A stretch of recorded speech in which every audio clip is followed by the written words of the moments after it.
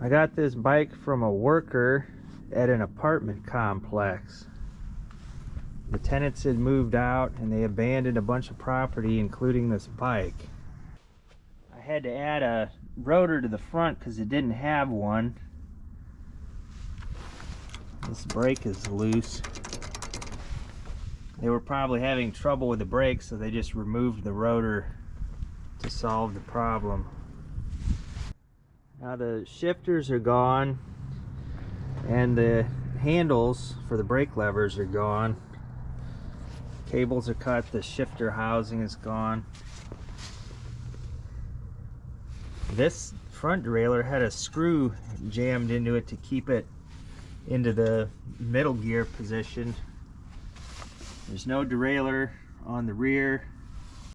This is a kind of bike that they sell on eBay and other places online.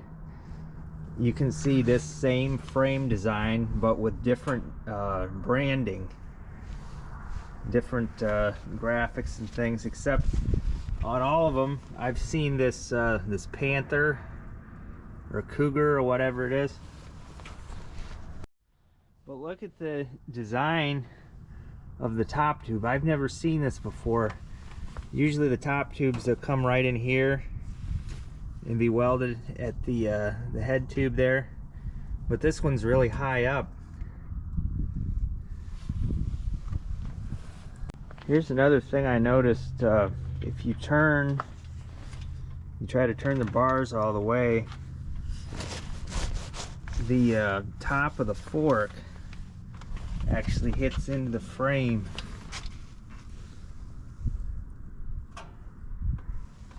I guess that does prevent the stem from hitting this other part of the frame though. It helps the bars to not hit the frame.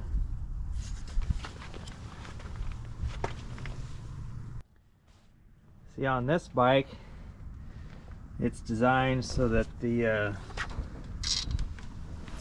fork does not hit the frame.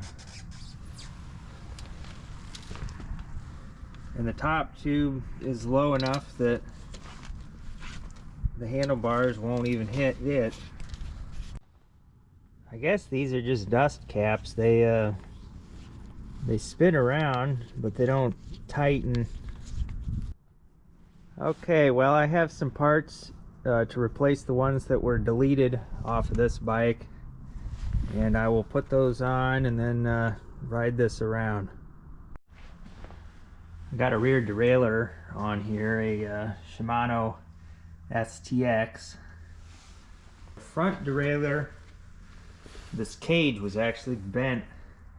It was bent outward, so I hit it and got it better than it was. Kind of a soft, really cheap metal, it seems.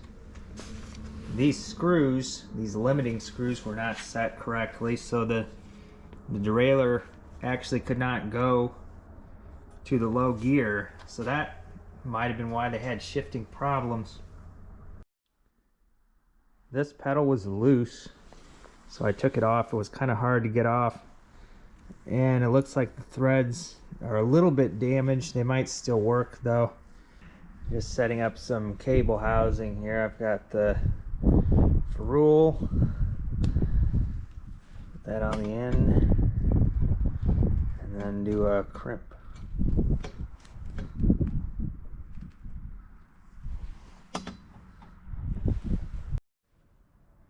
Got the traditional style of grip, not the fancy lock-on ones. With these, I just kind of tap them from the end. And that usually works. Might want to use a mallet instead. I suppose you could hurt your hand doing this, but especially when you get to the end.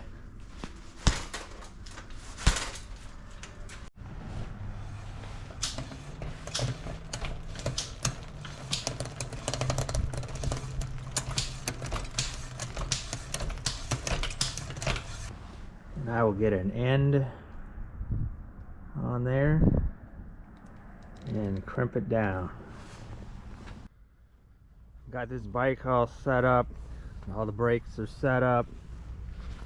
Got the shifters. It's ready to ride.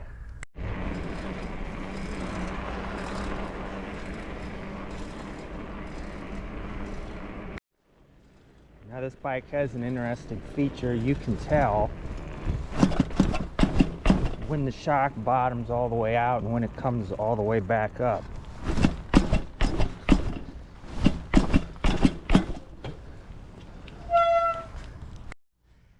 When I first got it, the shock was all seized up, but I just put some oil on it.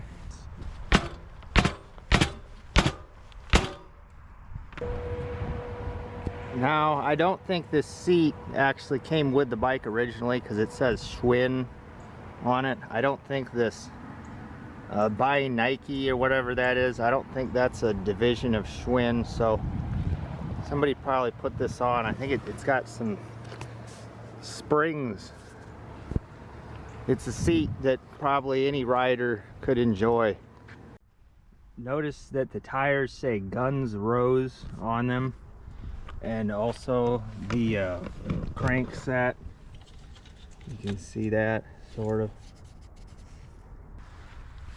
Yeah, the front one and the stem. But up here in really small print, it definitely says Guns Roses, but not Guns N' Roses. It's close. So I wonder if this is a play on the Guns N' Roses rock band. There's a little bit of drag on the cassette. I guess it's not broken in yet. I did have to put a different pedal on the drive side. That other one was too badly damaged. I tried to fix it with JB Weld, but that didn't work. I'm going to do a quick speed test here, see how fast the bike can go. I felt a slip. I think it's in the free hub.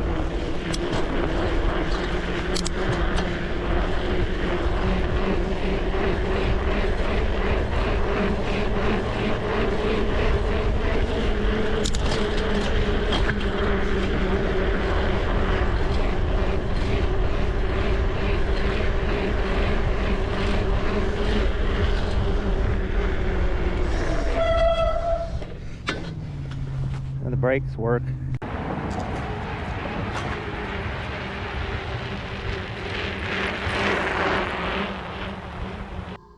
It did rain today, but it is December 2nd, so it's too late for a November rain.